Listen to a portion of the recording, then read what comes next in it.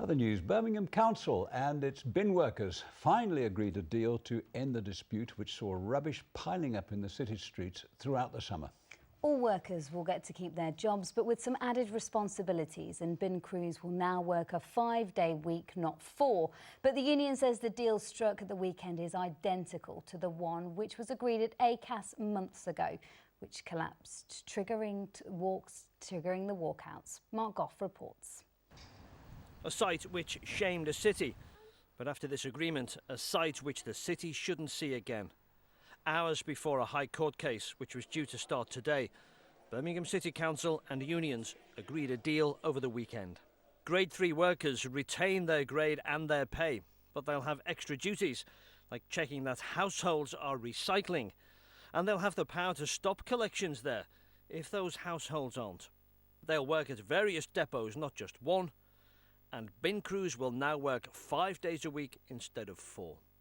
It bears a striking resemblance to the deal which they were originally offered and accepted, but which caused chaos when the council issued redundancy notices. Unite the Union saying those redundancy notices were unlawful.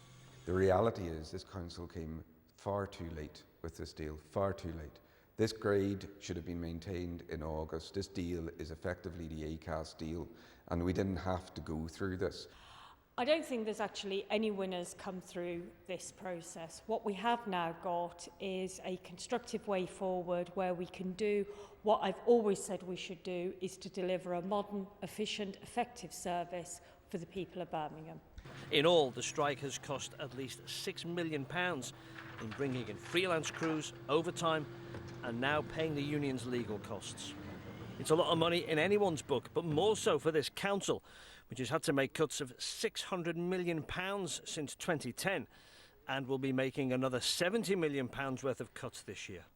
Yes, we have had a difficult, challenging, costly few months. What we now have, though, is, to me, we draw a line and we truly actually start to develop a better relationship, because one thing that I've seen throughout this strike and this action that's really challenged me as somebody who fundamentally believes in public services, there's been this us and them, and what we actually have is a we together serve the people of Birmingham. The people who now enjoy clean streets. Mark Goff, ITV News.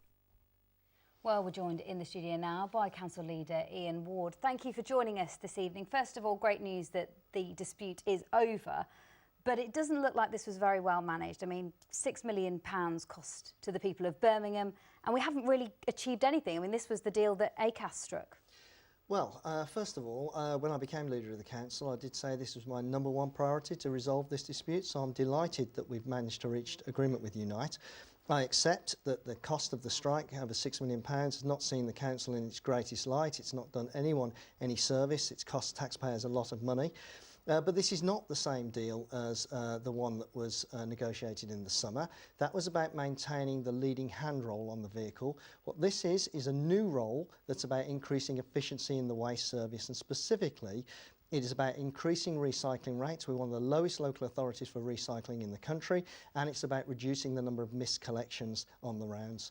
But I can almost hear people saying, come off it. It is the same deal. To the casual observer, it's the same pay, the same roles. No, And it's 5 days instead of 4, but it's still the same hours. What's the difference, really? It's a different role. So the role previously was not about increasing recycling or reducing the number of miscollections on the rounds. This role is very much about that. Every 10% increase in recycling we can drive will save the taxpayer £1.6 million, and that's what we've got to do, deliver an efficient service for the taxpayer in this city. But why did the original deal collapse? Well, the original deal was to maintain the existing role, and that's not what this new deal is about. We've got to increase the efficiency of our waste collection service. As your correspondent pointed out, we've lost over £600 million of City Council budget since 2010. We cannot simply go on doing things in the way we've done them in the past. We need to be more efficient. We need to innovate. But this recycling, what are you going to save, really? Is it £1.5 million a year you're going to save? For every 10% increase. So at the moment, our recycling rate is below 30%. It's one of the lowest of any local authority in the country.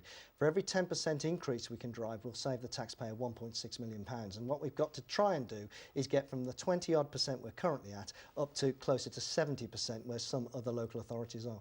Do we know how much recycling material went to landfill during this dispute? Because we've been asking you this question on a number of occasions over the last few months. We still don't know the answer. I don't think that's the important question in this. What we do know is that the strike cost £6.6 million, and that's not an effective use of taxpayers' money. So I'm delighted that the strike will now not come back, that we won't have uncollected waste on our streets, particularly over Christmas. I believe people of this city will be overjoyed that we've resolved this dispute and we won't be back to where we were in the summer. Now, the acting chief executive, Stella Mansi, was much criticised by the union throughout the whole of this dispute. What's going to happen to her now? I gather she hasn't applied for the permanent role. I think she was unfairly criticised during this dispute. She's not applied for the permanent post of Chief Executive of the City Council. We are conducting the final interviews next week, and so hopefully we'll be able to make a positive announcement very soon. Do you know why she hasn't applied for the role? Yeah, her personal life. She wants to go on to do different things, and it doesn't fit with becoming the Chief Executive of Birmingham City Council on a permanent basis.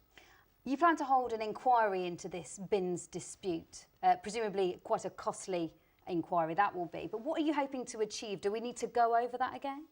Well, I think we need to have an inquiry because we need to understand what went wrong in the summer, and we need to ensure that we learn the lessons from what went wrong. We have to make sure that whenever we make decisions as a local authority, we go through the proper governance processes to make those decisions. We have to be transparent to the taxpayer and the use of taxpayers' money. Cllr Ward, thank you very much for joining us tonight. Police have released what